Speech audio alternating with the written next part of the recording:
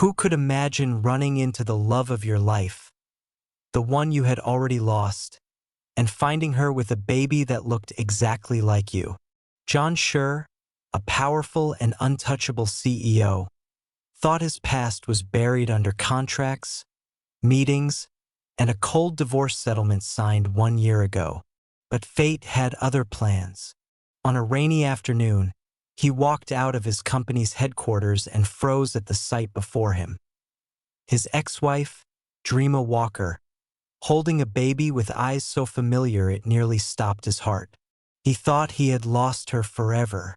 He thought nothing could shake his carefully built world again. But one look at that child made him realize he had lost far more than he ever knew. And when his trembling voice whispered, "Why didn't you tell me?" her silence spoke louder than 1,000 accusations.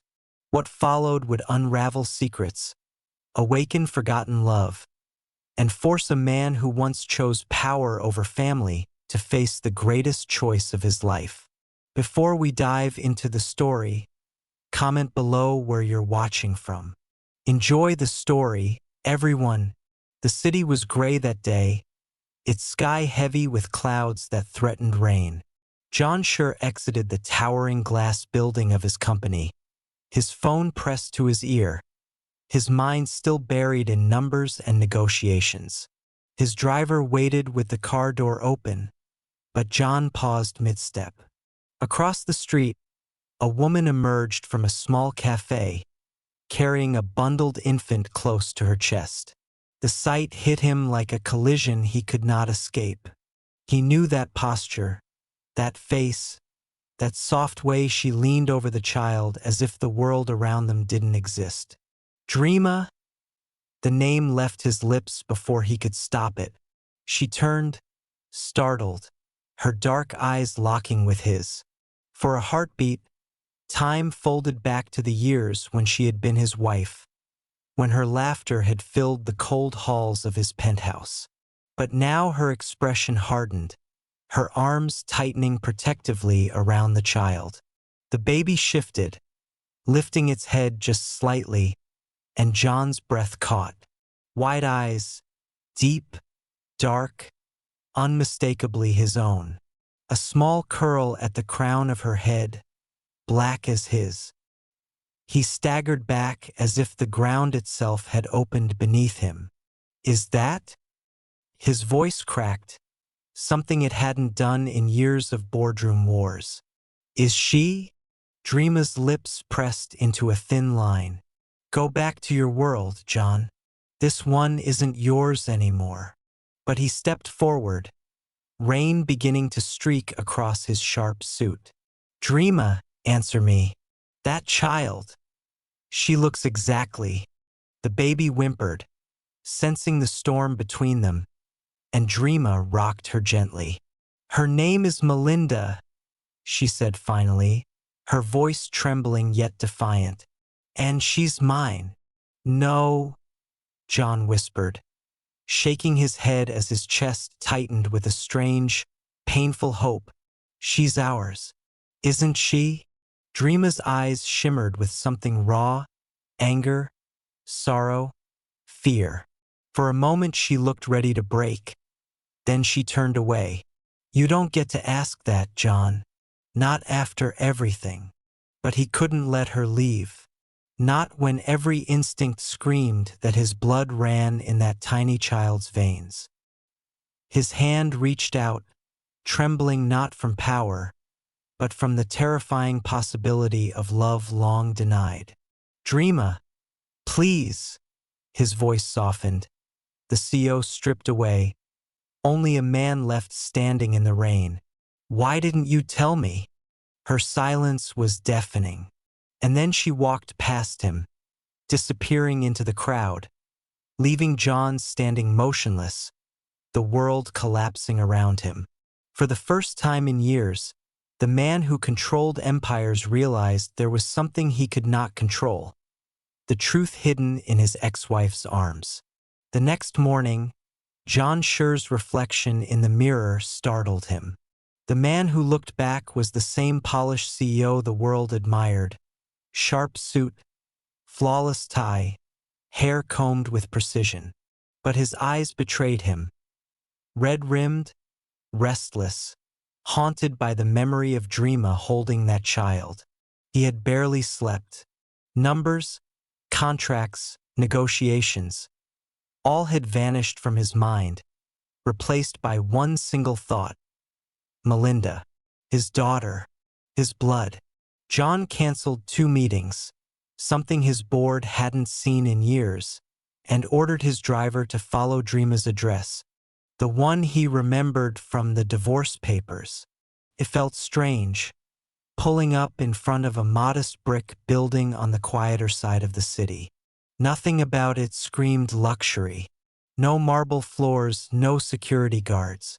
Just a place where ordinary people lived, where laughter sometimes echoed through thin walls. He hesitated before knocking, his hand trembling. When the door opened, Dreama stood there, her hair pulled into a loose bun, wearing a simple sweater. She looked nothing like the woman who once dressed for charity galas and walked into boardrooms by his side. Yet she had never looked more radiant. "John," she said flatly, "you shouldn't be here. I need answers." His voice was rough, commanding yet desperate. "That little girl." Dreama's eyes hardened. "She's not your concern. Don't say that." He stepped forward, lowering his tone, almost pleading. "Dreama, I saw her. I know. I can feel it. She's mine, isn't she?" Her grip tightened on the door. "You don't get to come here after a year and demand anything. Where were you when I needed you, John? When we needed you?" John opened his mouth, but no words came.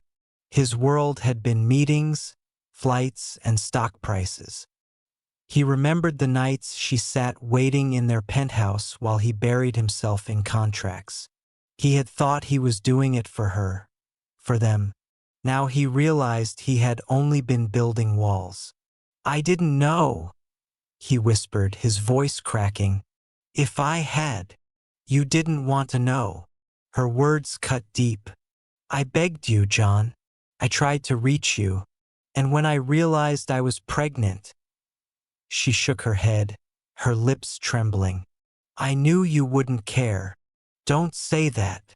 He reached out, but she stepped back, holding the baby monitor in her hand like a shield.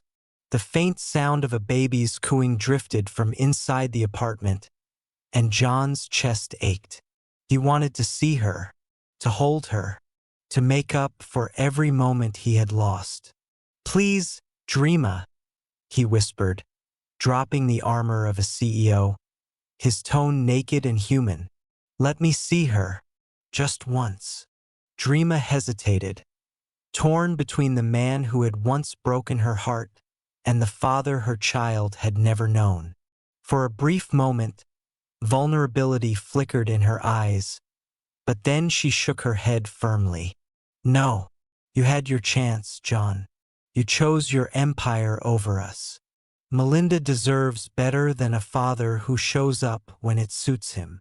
She closed the door softly but with finality. John stood there in the hallway, the silence pressing against him. For the first time in his life, he had no plan, no deal to negotiate, no strategy to fix what was broken. He had built empires and conquered boardrooms, but here, outside the door of his ex-wife, he felt utterly powerless. And yet, as he walked away, a quiet fire burned in his chest. For the first time in years, he wasn't thinking about quarterly profits. He was thinking about a baby girl with his eyes, and he knew he wouldn't stop until he earned the right to hold her. Sleep did not come easily for either of them that night. In her small apartment, Dreama sat by the crib, watching Melinda's tiny chest rise and fall with each breath. The child's innocence was a bomb, yet also a dagger, because she knew one day questions would come. Questions about her father. And what answer would she give? That he had been too busy? Too cold? Or that she had been too afraid to let him in? Her fingers absent-mindedly brushed over a box tucked at the bottom of her closet. Inside it, folded and yellowed, lay the letter she had once poured her heart into. She had written it on the last night she spent in their penthouse, when loneliness had suffocated her so completely that she had reached for pen and paper. She could still remember the words. John, I am carrying something that could save us. A new life. Please, if you ever loved me, choose me just once. I don't want your money. I don't want your empire. I want a husband, not a stranger. She had slipped it under his study door before leaving for work the next morning. When he came home late that night and said nothing, when he barely looked at her across the dining table, she thought she had her answer. She thought he had chosen silence. She never knew that he had never seen the letter. Across the city, in the quiet expanse of his penthouse, John Shi nursed a glass of whiskey, though it did nothing to dull the sharpness of memory.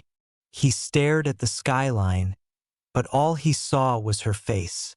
The nights came back to him like ghosts. Dreama waiting with dinner on the table while he answered another call. The way her laughter had grown rarer, replaced by a distant gaze. He remembered walking into their bedroom once, finding her curled on the edge of the bed, her back to him. He had wanted to reach for her to close the distance, but the words had died in his throat. He had told himself there would be time tomorrow. There hadn't been. He had convinced himself he was doing it all for her. The empire, the security, the promise of a future no one could threaten. But the truth pressed on him now like a suffocating weight. He had given her everything except the one thing she had needed him. He thought of the baby. His baby. For a year, he had walked this city believing he was alone, when in fact his blood, his legacy, his daughter had been growing up without him. He clenched his fists, not in anger at Dreama, but at himself. He had missed her first smile, her first laugh, her first time reaching out tiny fingers. Irretrievable moments. The echo of Dreama's words haunted him. Melinda deserves better than a father who shows up when it suits him. She was right, and yet, something inside him rebelled, because for the first time in his life it didn't suit him to walk away. It suited him to fight. At dawn, he pulled out an old photo album from a drawer. One Dreama had left behind. Pictures of her in the early days of their marriage. Her bright smile, her hair loose in the wind, her hand on his arm as if she belonged nowhere else. He touched the glossy surface of the photo, his throat tight. "Dreama," he whispered into the empty room, the sound cracking. "I should have been there." And as the city woke, so did something inside John Shi. A resolve deeper than business, stronger than pride. He didn't just want to claim his daughter. He wanted to earn back the woman who had once looked at him as if he were her whole world. But he knew this time would be different. This time, money and power would mean nothing. Only his heart could save him now. It was raining again when John appeared outside Dreama's building. This time he didn't wear the armor of a CEO. His tie was gone. His shirt clung damply to his shoulders, and there was a look in his eyes that no boardroom had ever seen. Raw, unguarded, desperate. When Dreama opened the door, her first instinct was to shut it again. "John, I told you." "Don't," he interrupted, his voice low but firm. "Don't shut me out. Not this time." She crossed her arms, her gaze a mixture of defiance and weariness. "You don't get to come back into my life just because you finally noticed what you lost." John swallowed, every word heavy in his throat. "I didn't know about her, Dreama. If I had." Her laughter was brittle, bitter. "You did know. I told you in the only way I knew how. You just ignored me, like you ignored everything else." He frowned, confusion flickering across his face. "What are you talking about?" For a moment she looked at him as if he were playing some cruel trick. Then her eyes softened, filling with something almost like pain. She turned, walked to a small wooden box near the crib, and pulled out a folded piece of paper, edges worn, ink smudged with time. Her hands shook as she held it out. I wrote this the night I left your penthouse. I slipped it under your study door. And when you came home and said nothing, when you didn't even look at me," her voice broke, trembling, "I knew I was alone." John took the paper slowly, as if it might burn him. He unfolded it, his eyes scanning the lines, and the words stabbed him with every stroke of ink. "John, I am carrying something that could save us. A new life. Please, if you ever loved me, choose me just once. I don't want your money. I don't want your empire. I want a husband, not a stranger." His knees almost buckled. He looked up at her, rain dripping from his hair, disbelief written across his face. "Dreama, I swear to you, I never saw this." Her lips trembled. "Don't lie to me. I'm not." His voice cracked, raw. "Dreama, if I had read these words, if I had known you were pregnant, I would have dropped everything. I would have—" He stopped, choking on the truth. "God, I would have been there." For the first time since their paths had crossed again, her eyes widened with something other than anger. Shock, doubt, a crack in the wall she had built so carefully. "You're telling me," she whispered, barely audible, "you never saw it?" John shook his head fiercely, his chest heaving. "Never. I thought you left because you were tired of me, tired of the life. I thought you didn't love me anymore." Silence filled the small apartment, broken only by Melinda's soft whimpering from her crib. Dreama turned instinctively to soothe her, lifting the baby into her arms. The sight of mother and child together cut John deeper than any business loss ever could. He stepped closer, his voice breaking. "I lost a year of her life, because of one letter, because of silence that wasn't mine." Dreama pressed her cheek against Melinda's head, her own tears sliding down. "And I raised her thinking her father didn't care. Do you have any idea what that felt like?" John's hands shook as he reached out, then stopped, hovering inches away, afraid to touch. "Let me make it right. Please. I can't change the past, Dreama. But let me be here now." Her eyes searched his face, the man she had once loved, the man who had once broken her. She saw sincerity, but also the shadows of all the nights he hadn't come home. "I don't know if I can trust you," she whispered. John's voice softened, trembling with a vow he had never spoken before. "Then let me prove it. Not with money, not with promises, but with every moment I have left." For the first time, Dreama didn't turn away. She held Melinda close, her eyes wet with conflict. A part of her still wanted to push him out forever. But another part, the part that had once written that letter, ached to believe him. And for John, standing there with the rain still dripping from his hair, this was not victory. It was only the beginning of a battle he had to fight with his heart, not his empire. The following days unfolded like a test John had never studied for. In the corporate world, challenges were predictable. Deadlines, contracts, competitors. But this, standing at the threshold of a modest apartment, waiting for a chance to be let in, was a battle of patience and humility he had never known. At first, Dreama allowed him only the smallest glimpses. She stood in the doorway with Melinda in her arms, her body tense like a shield. John would bring small things, a stuffed rabbit, a blanket, a picture book. But Melinda, only a few months old, would look at him with wide, uncertain eyes and then cling tighter to her mother. The rejection cut deeper than he expected. He had closed million-dollar deals with a single handshake, but his own daughter shrank from his touch. One evening, when Dreama finally let him step inside, he knelt near the crib, his large frame awkward in the tiny nursery corner. Melinda kicked her legs, gurgling softly. His hand trembled as he reached for her, and for a second she allowed him to touch her tiny fist. The warmth of her skin jolted through him like electricity. But when he tried to lift her, she let out a sharp cry, face crumpling. John froze, panic flooding him. Dreama quickly gathered Melinda into her arms, rocking her gently.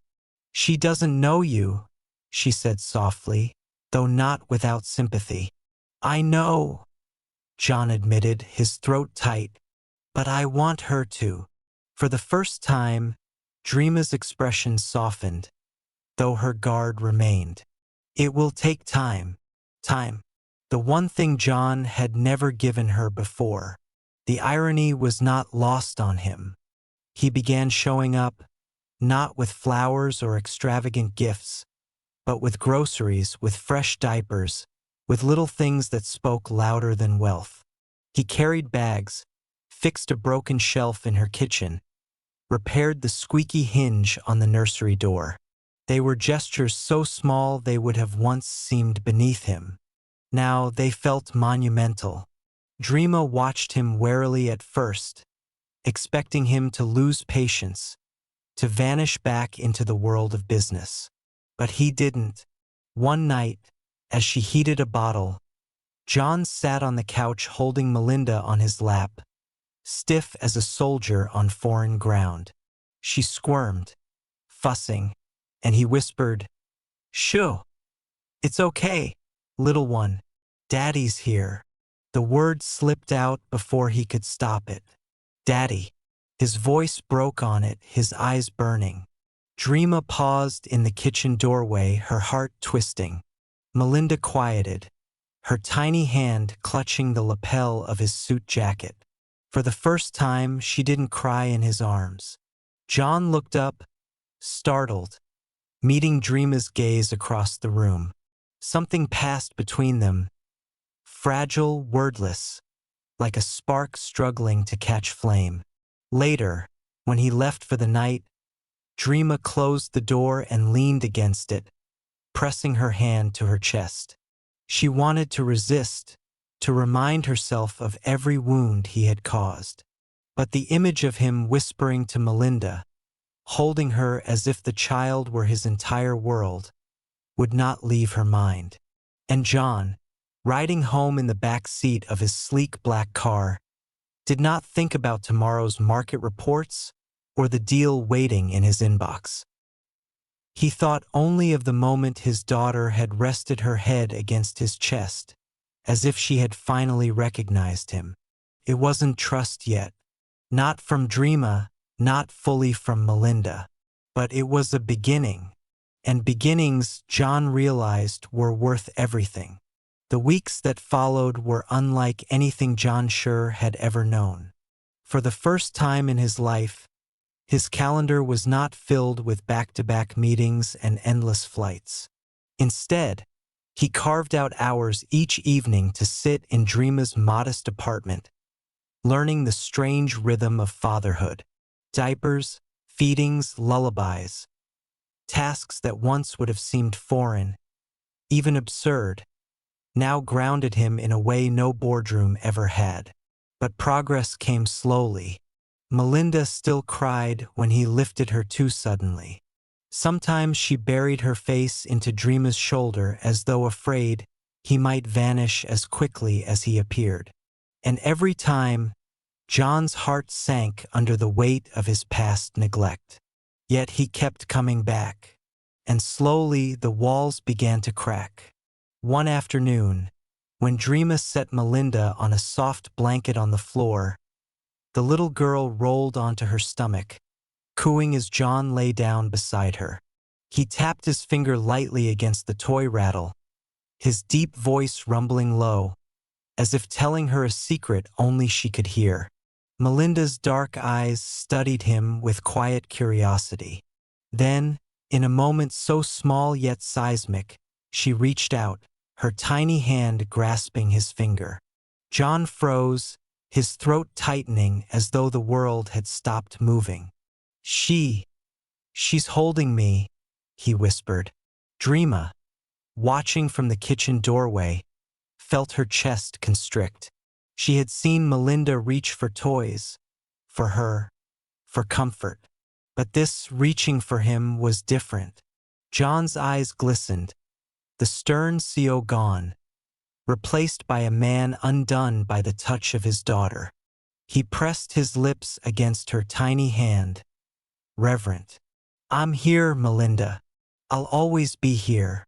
Dreama turned away quickly, blinking back tears.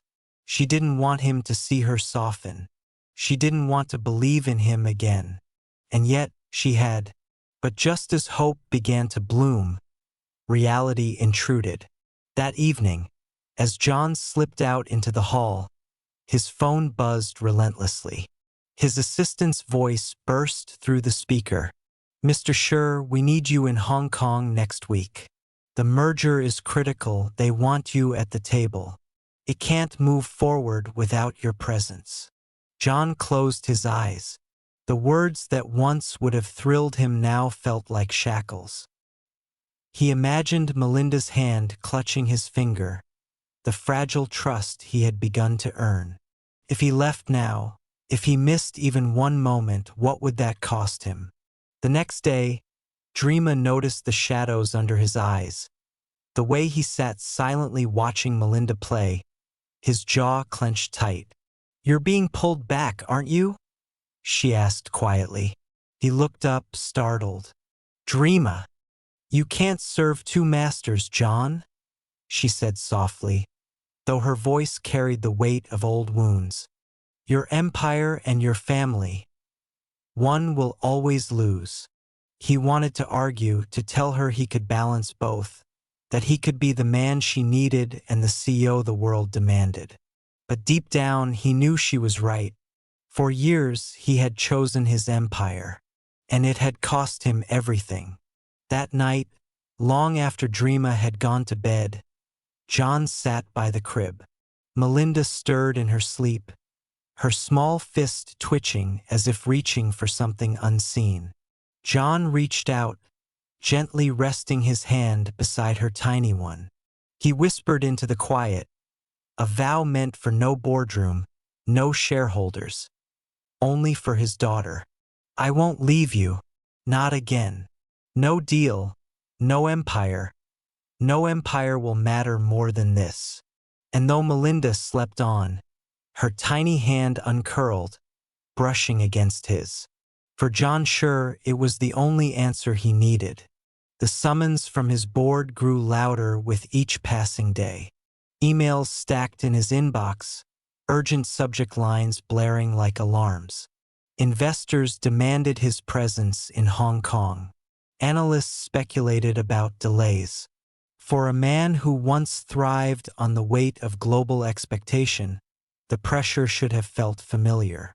But now it felt suffocating, because every time he looked at those messages, he saw not numbers, but Melinda's face. John, his assistant pressed during a late-night call. If you don't go, the merger could collapse. Billions are at stake. Your reputation. My reputation? John cut in sharply. He stood at the wide windows of his penthouse, the city glittering below. For years, that was all I cared about. But tell me something, Marcus. When I'm gone, what will matter more? That I built an empire? Or that I missed my daughter's first steps? There was silence on the other end. John ended the call without waiting for a reply. The next morning, he drove not to the airport, but back to Dreama's apartment. She opened the door, surprised to see him carrying nothing but a grocery bag in one hand and a stuffed lamb in the other. "I thought you'd be on a plane by now," she said cautiously. "I was supposed to be," John admitted, stepping inside. "But I'm not going." Dreama frowned, clearly unconvinced. "John, your company." "My company will survive," he said firmly. Then, softer, "I won't survive another day away from her. Or from you." She blinked, caught off guard by the vulnerability in his voice. "You'd give up everything for this?" "Yes," he said without hesitation. "Because everything means nothing if I lose you again." It was not the kind of declaration Dreama expected from him. For years, she had begged for scraps of his time, his heart. Now, hearing him renounce the world he once worshipped felt almost unreal. But reality soon intruded. That evening, while John sat on the floor playing peekaboo with Melinda, his phone rang again. He ignored it. It rang a second time, then a third, until Dreama finally picked it up and set it on the counter. "You're risking everything," she said quietly. John looked up, his daughter's tiny hand resting on his cheek. "No," he whispered. "For the first time, I'm choosing everything that matters." Dreama's chest tightened. The man kneeling before her was not the cold executive who had once chosen contracts over dinners, flights over anniversaries. This was a man stripped bare, willing to lose an empire to win a family. Still, she hesitated. "Words are easy, John. You've made promises before." "I know," he admitted. "That's why this isn't a promise. It's a choice. Every day for the rest of my life I will choose you. I will choose her." Dreama's eyes stung, her defenses crumbling. For the first time in a long while, she let herself imagine what it would be like if he meant it, if Melinda grew up with a father who showed up, not just in name but in love. The silence between them was broken by Melinda's giggle as John lifted her into the air, spinning her gently. The sound filled the small apartment like sunlight breaking through clouds. And as Dreama watched them, her heart whispered what her mind was still too cautious to admit.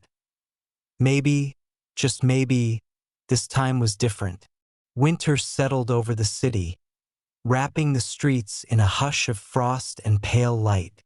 Dreama stood by the window, rocking Melinda gently in her arms, her thoughts tangled between past wounds and present hopes. For weeks, John had shown up, not with flowers, not with grand declarations, but with quiet persistence.